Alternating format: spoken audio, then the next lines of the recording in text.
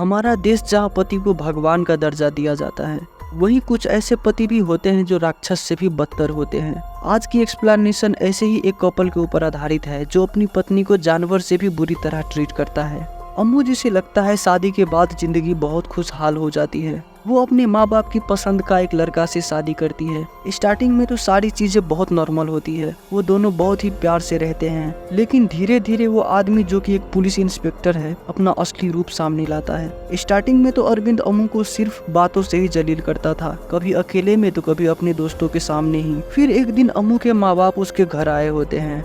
अम्मू अपने माँ से उसका शिकायत कर रही होती है, तभी अरविंद चुपके से उन लोगों की बातें सुन लेता है। उसका ईगो इतना हर्ट हो जाता है कि वो अम्मू के ऊपर हाथ उठा देता है और धीरे धीरे उसे इतना टॉर्चर करने लगता है कि चीजें उसकी बर्दाश्त से बाहर हो जाती है। फिर वो उससे बदला लेने के लिए सोचने लगती है और प्लान बनाने लगती है। एक दिन जब अम्मू अरविंद के लिए लंच लेकर पुलिस स्टेशन पहुँचती है, तब वहाँ पैरोल पर बाहर आया हुआ प्रभु नाम का कैदी रजिस्टर पर साइन करने के लिए आया होता है। दरअसल उसे पैरोल अपनी बहन की शादी अटेंड करने के लिए मिली थी। तभी अरविंद और प्रभु के बीच कुछ कहासुनी हो जाती है, जिससे अरविंद का ईगो हर्ट हो जाता है और वो अपनी पोजीशन का गलत फायदा उठाते हुए प्रभु को बुरी तरह पीटता है। उसका मन इतने से भी नहीं भरता है तो वो उसका पैरोल भी कैंसिल करवा देता है कि तभी उन लोगों को पता चलता है कि डीआईजी इंस्पेक्शन के लिए आने वाला है। फिर अरविंद अपना काला कांडी छुपाने के लिए प्रभु और अपनी बीबी अम्मू को स्टोर रूम में बंद कर देता है। तभी अम्मू के दिमाग में एक प्लान आता है जिससे अम्मू का बदला भी पूरा होगा और प्रभु अपनी बहन की शादी भी अटेंड कर पाएगा। फिर अम्मू प्रभु को भगाकर अपने घर ले जाती है और पीछे स्टोर रूम में छुपा देती है,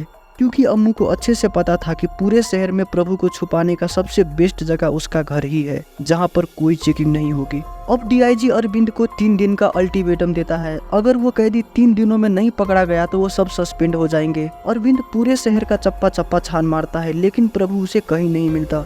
फिर उसे अपनी ही बीवी पर शक हो जाता है और वो अपने घर में सीक्रेटली लगाई हुई माइक रिकॉर्डर में रिकॉर्ड हुई बातें सुनने लगता है। और फिर उसे पता चल जाता है कि अम्मू ने ही प्रभु को उसी के घर में छुपा के रखा था। लेकिन जब तक अरविंद वहां पहुंचता, अम्मू प्रभु को वहां से भगा चुकी थी। फिर प्रभु एक वीडियो बनाता है जिसमें वो कहता है कि मेरी और इंस्पेक्टर अरविंद के बीच थोड़ी सी कहासुनी हो गई थी और फिर उन्होंने अपना पोस्ट का गलत फायदा उठाते हुए मुझे बुरी तरह से पीटा और मेरा पैरोल भी कैंसिल करवा दिया। फिर मुझे मजबूरन वहाँ से अपनी जान बचाकर भागना पड़ा। अब मैं डीआईजी साहब के सामने सरेंडर करने जा रहा हूँ। इस बीच अगर मुझे कुछ भी होता है तो उसका पूरा जिम्मेदार इंस्पेक्टर अरविंद ही होगा। जब अरविंद ये सब न्यूज में सुनता है तब उसे सारी चीजें समझ में आ जाती है। ये सब करा धरा अम्मू का ही है ताकि वो मेरे से बदला ले सके। अब अम्मू भी फ्रंट फुट से खेलती है और उससे डायरेक्ट तलाक मांग लेती है। अरविंद भी झट से तलाक के लिए मान जाता है। फिर अम्मू उससे उसकी सारी गुनाह पुलिस के सामने कन्फेस करने को कहती है। वो कन्फेस तो करता है लेकिन पुलिस के सामने नहीं, सिर्फ अम्मू के सामने। और फिर उससे झूठ फूस का माफी भी मांगने लगता है, लेकिन इस बार उसका सारा चालबाजी पिछवाड़े से निकल जाता है